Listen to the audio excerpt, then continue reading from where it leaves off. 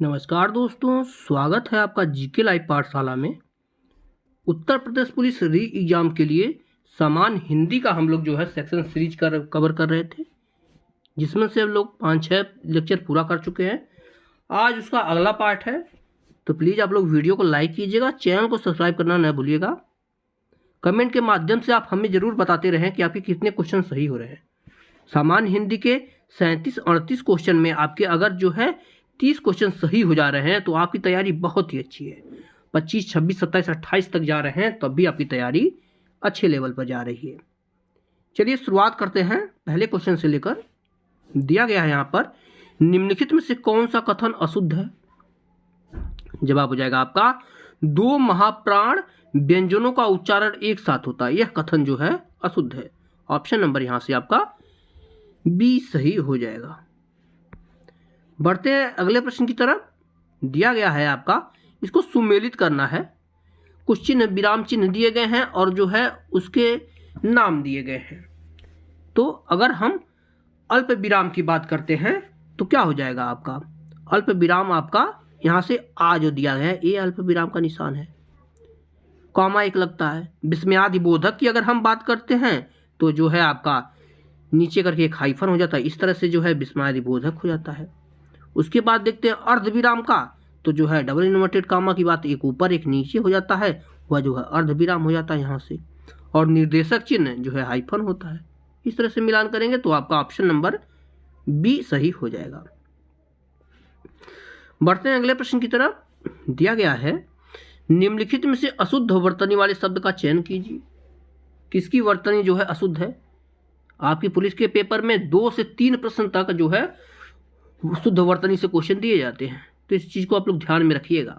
जवाब हो जाएगा भास्कर, यह जो है आपका गलत लिखा गया है। ऑप्शन नंबर यहाँ से बी सही हो जाएगा। अगला प्रश्न है, उद्यान का शुद्ध वर्ण विच्छेद क्या है? आपको पता है जो है स्वर और व्यंजन अलग अलग करके इस तरह के क्वेश्चन में लिखते हैं, तो इसके जवाब में हो जाएगा आपका ऑप्शन नंबर यहाँ से सी हो जाएगा। उ होता है, फिर आधा द, फिर आधा य, फिर आ, फिर आधा न, फिर अ, उद्यान हो जाता है। क्योंकि दे जो है आधा ये, तो इसलिए जो है इसमें सिर्फ हाइफन लगा हुआ है। नेक्स्ट क्वेश्चन में दिया गया है आपका, निश्चल का सही संधि विच्छेद पूछा गया है।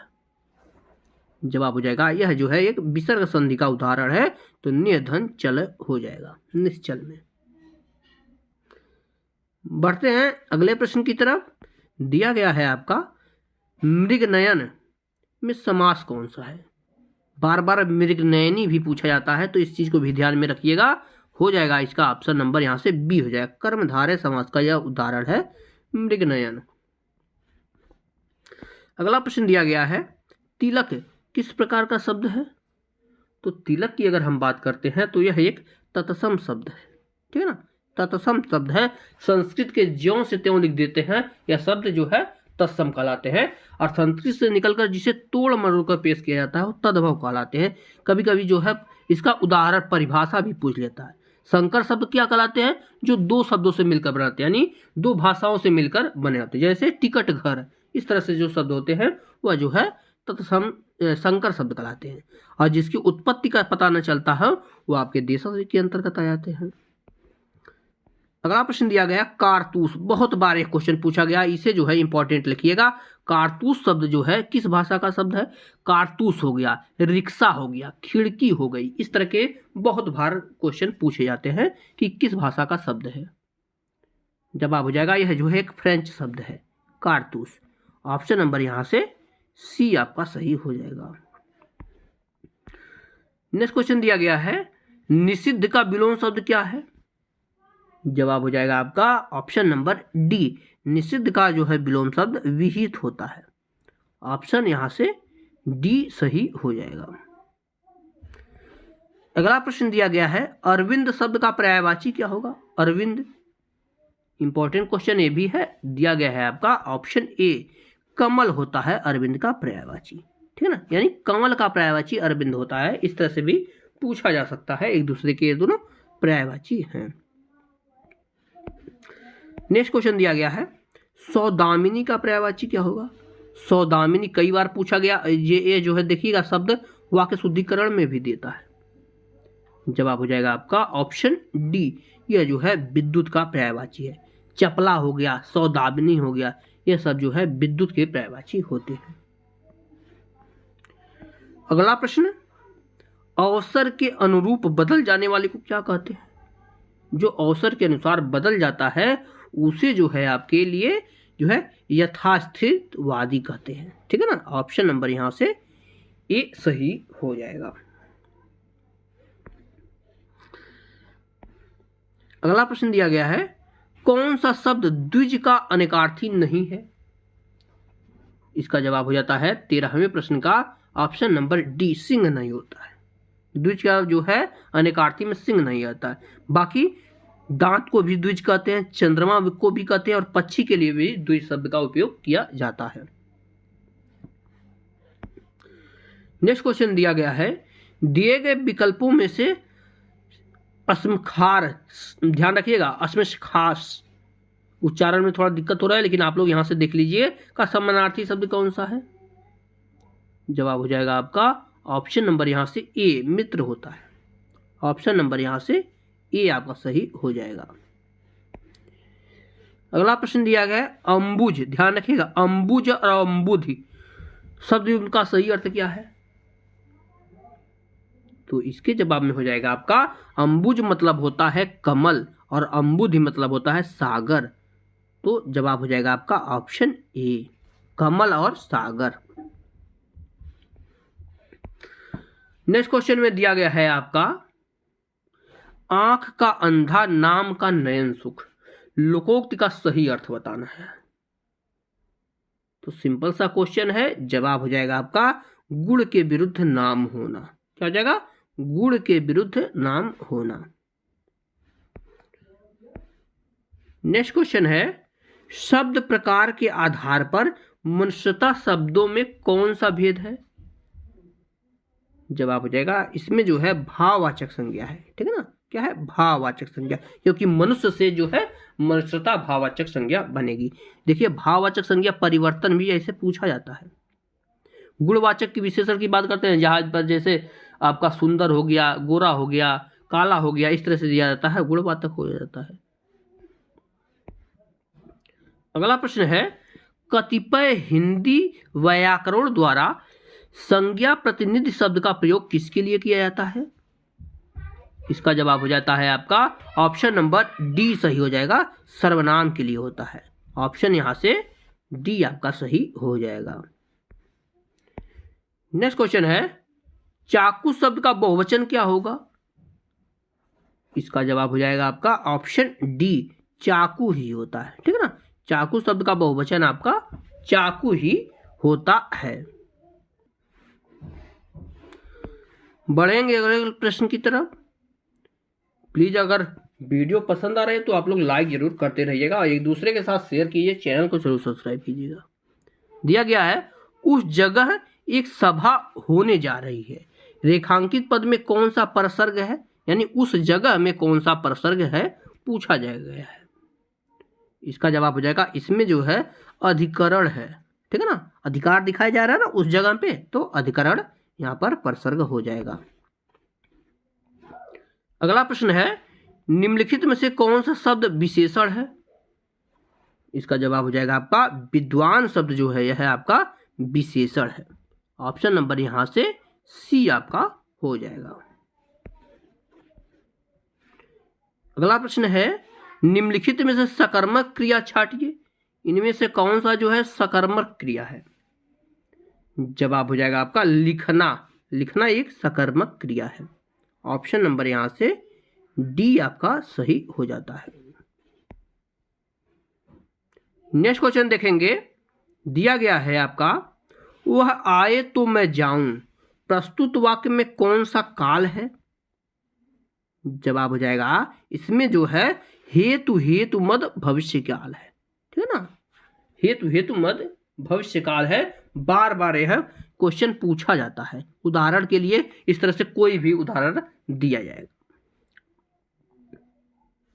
जैसे वह लिखा होगा तो वह पास हो जाएगा, वह पढ़ा होगा तो वह जरूर लिखेगा। इस तरह से प्रश्न आते रहते हैं। अगला प्रश्न है, अफसोस मैं नहीं जा सका। रेखांकित शब्द में अव्यय के प्रकार बताइए। इसमें जो है अव्यय बताना है, जवाब हो जाएगा आपका ऑप्शन नंबर बी। इसमें जो है शोक सूचक अव्यय है। शोक दिखाया जा रहा है ना, अफसोस हो रहा है उसे कि मैं नहीं जा सका, तो शोक सूचक अव्यय यहां से हो आप जाता है। नेक्स्ट क्वेश्चन दिया गया है, घुमक्कड़ शब्द में किस प्रत्यय का प्रयोग हुआ है? तो इसका जवाब बन जाता है आपका ऑप्शन नंबर बी। इसमें अक्कड़ प्रत्यय का प्रयोग हुआ है। ऑप्शन नंबर यहां से बी सही हो जाएगा। नेक्स्ट क्वेश्चन देखते हैं, दिया गया है वाक्य में जिसके विषय में कहा जाता है वह क्या होता है? इसका जवाब हो जाता है आपका ऑप्शन ए, जिसके विषय में कहा जाता है, यानी जो है सब्जेक्ट जो होता है वह आपका उद्देश्य होता है। बाकी जो कहा जाता है वह आपका विधेय होता है। दोनों चीज को भी ध्यान में रखिएगा। जिसके विषय में कहा जाता है वो उद्देश्य होता है और जो कहा जाता है वह विधेय होता है। नेक्स्ट क्वेश्चन है आपका, ब्रज भाषा का क्षेत्र कौन नहीं है? इसका जवाब हो जाएगा आपका ऑप्शन नंबर यहां से बी सही हो जाएगा, सरगुजा नहीं है। ऑप्शन बी सही है। बढ़ते अगले प्रश्न की तरफ। दिया गया है यहां पर श्रृंगार रस के दो प्रकार होते हैं, कौन कौन से होते हैं? इसका जवाब हो जाएगा आपका ऑप्शन बी। एक होता है संयोग श्रृंगार, एक होता है आपका वियोग श्रृंगार। नेक्स्ट क्वेश्चन दिया गया है, इन पंक्तियों में कौन सा अलंकार है? पंक्ति दी गई है, चारु चंद्र की चंचल किरणें खेल रही हैं जल थल में। इसका जवाब हो जाता है आपका ऑप्शन सी। इसमें जो है अनुप्रयास अलंकार है, ठीक है ना। इसमें च च च शब्द की जो है वर्णों की पुनरावृत्ति हुई है, इसलिए जो है यहां पर अनुप्रयास अलंकार हो जाता है। नेक्स्ट क्वेश्चन दिया गया है, वीर या आल्हा किस जाति का छंद है? इसका जवाब हो जाता है आपका ऑप्शन नंबर यहां से बी सही। यह जो है मातृक छंद होता है। ऑप्शन यहां से बी सही हो जाएगा।